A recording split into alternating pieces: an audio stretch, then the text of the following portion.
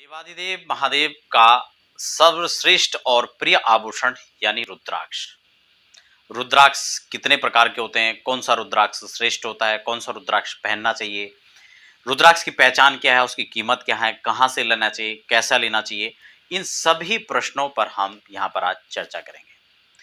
देखिए, इस चर्चा को हम लोग शुरू करें इससे पहले एक छोटा सा निवेदन भी रहेगा। यदि आप पहली बार अध्यात्म ज्योतिष पर विजिट कर रहे हैं तो चैनल को सब्सक्राइब कर लें और बेल आइकन को भी साथ में दबा लें, ताकि समय समय पर आपको हमारे चैनल की जो अपडेट्स हैं वो आपको प्राप्त होती रहेगी। रुद्राक्ष की बात आती है तो आप सब जानते हैं कि ये देवादेव महादेव के चक्षु से उत्पन्न अश्रुबिंद के द्वारा इनका जन्म हुआ है, इसलिए रुद्र और अक्ष शब्द मिलाकर रुद्राक्ष बना है।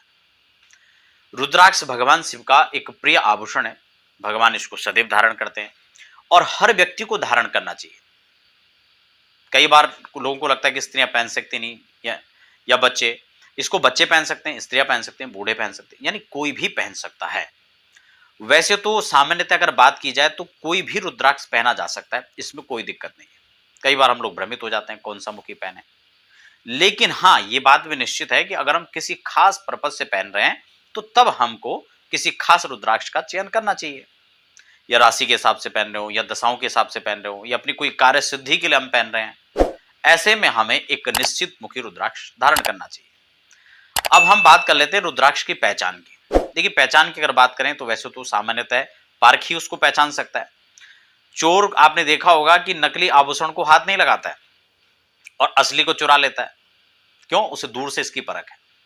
ऐसे इसकी पारखी की बात की जाए तो कि संत, महापुरुष, ब्राह्मण वो इनकी पहचान रखते हैं, तो आप उनके सानिध्य में रहकर इन चीजों को परचेस कर सकते हैं। कहां से खरीदे? पूरे भारतवर्ष से कहीं भी आप ले सकते हैं, कोई दिक्कत नहीं है। लेकिन हाँ, इसकी पहचान आपको है तो आप उसे ले सकते हैं।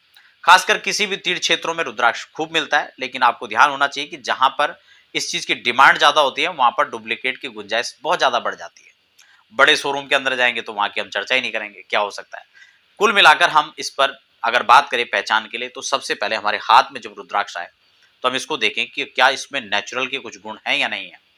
प्राकृतिक रुद्राक्ष कभी भी एक आकार का, कभी भी कोई उसमें इस प्रकार की चीज, कोई सफाई वो हमें नजर नहीं आएगी।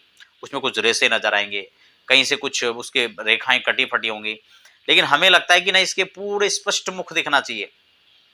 जबकि मशीन के द्वारा निर्मित किया हुआ या किसी चीज से, किसी डाई में बनाया हुआ, वो प्रॉपर एक साइज का होगा।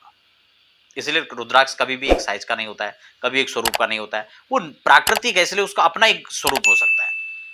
जल में डुबाएंगे तो डूब जाता है, लेकिन कई बार यह भी सूत्र काम नहीं करता है। कारण क्या होता है कि अगर कच्चा रुद्राक्ष कीड़े ने खा दिया तो भी वो जल में तैरने लगता है, होता असली है जबकि।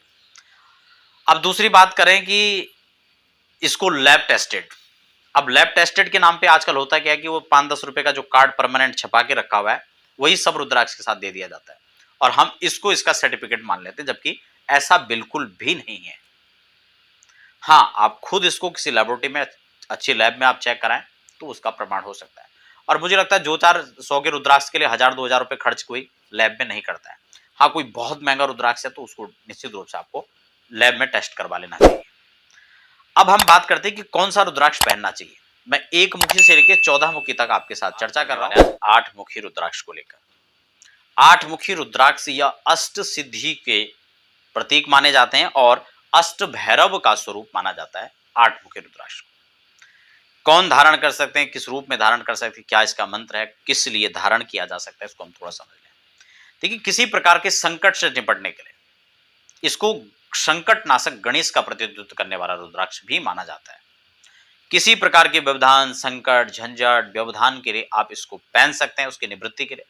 कोर्ट कचहरी का लफड़ा चल रहा हो, मुकदमेबाजी चल रहे हैं, तो उसमें यह बहुत आपको राहत दिला सकता है।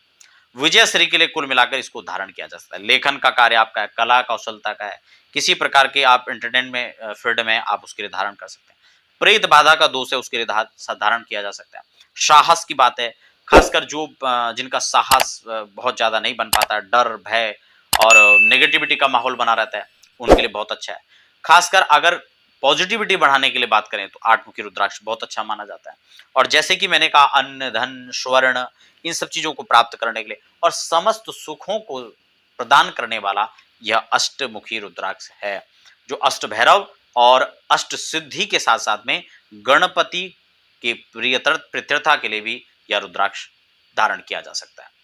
कैसे धारण करना चाहिए? किसी भी मास के शुक्ल पक्ष के यदि सोमवार को धारण किया जाए तो बहुत अच्छा है, प्रदोष काल हो तो बहुत अच्छा है।